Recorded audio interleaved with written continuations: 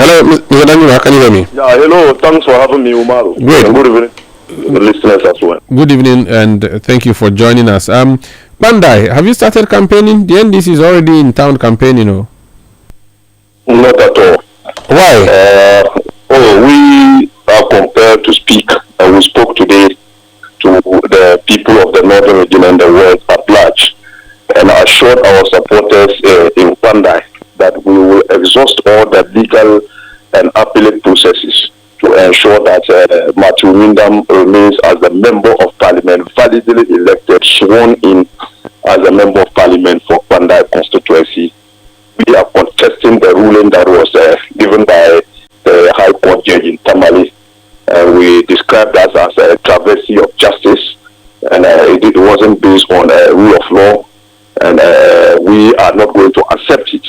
And that is why on the very said day the ruling was delivered, we went straight to the registrar and filed an appeal and stay of execution on the ruling. That is what we did. And we have assured our supporters today that Honorable Matthew Windham is still the validly elected Member of Parliament for Kpandai, which have been affirmed by the NPP party, the Minority Caucus, and yesterday the Right Honorable Speaker of Parliament. And we sought to give the background of the 2024 election, how we massively won the Kpandai, and NDC went to court to petition on only 41 polling stations out of 152, and they never sought the annulment of the entirety of the constituency results, only for us to receive this judge ruling. And we are sought to challenge the ruling, and we don't think that it was fair to the NPP. The judge, the ruling was fair to us. You have suffered this before when in Ablekuma North you were iffy. You were not sure whether you would be going into that election or not. And by the time you decided to go to Ablekuma North, it was too late, and the NDC beat you hands down in that constituency.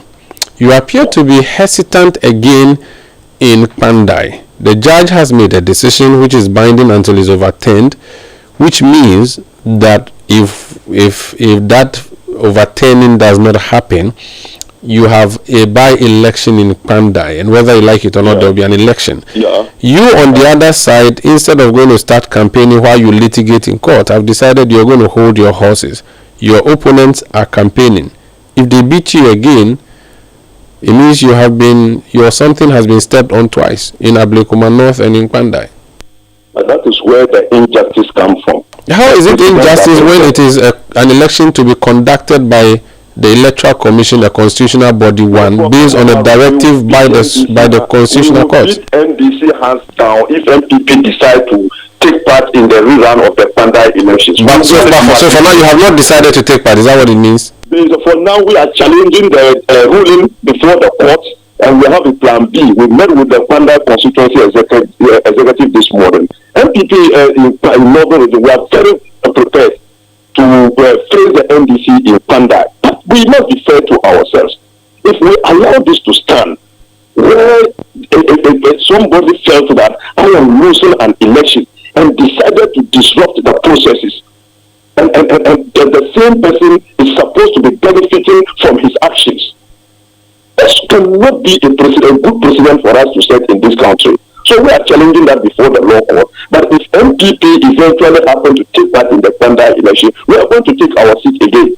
Because we won the Kpandai seat on the basis of the record of performance and the comparison the people of Kpandai made relative to the impact of the current MP and the defeated parliamentary candidate on the NDC, who is seeking to become an MP through the courts.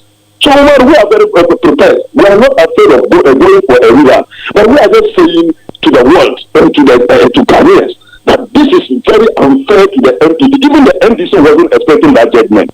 They were expecting that at least the 41 police station will be ordered to go and rerun the 41 police station, which NPP won massively. We beat the NDC candidate by close to 4,000 votes, 3,734 votes. Only for him to challenge 41 police stations out of 152. And we have to rerun a whole constituency election because somebody is dissatisfied because he was losing the election. Yes, we will challenge the issue before the court, but we have a plan B. If we are to take part in the election, then people will take part in the Kpandai election, and inshallah, we are going to retain the seat. Because the people of Kpandai have seen the work of Honorable Martin Rudam as against Wakapo. So we are not perturbed at all, but we just want Ghanaians to know and our supporters to know that the judgment wasn't fair, the judge wasn't being fair to the NPP. We are not criticizing the judge, we are criticizing the judgment.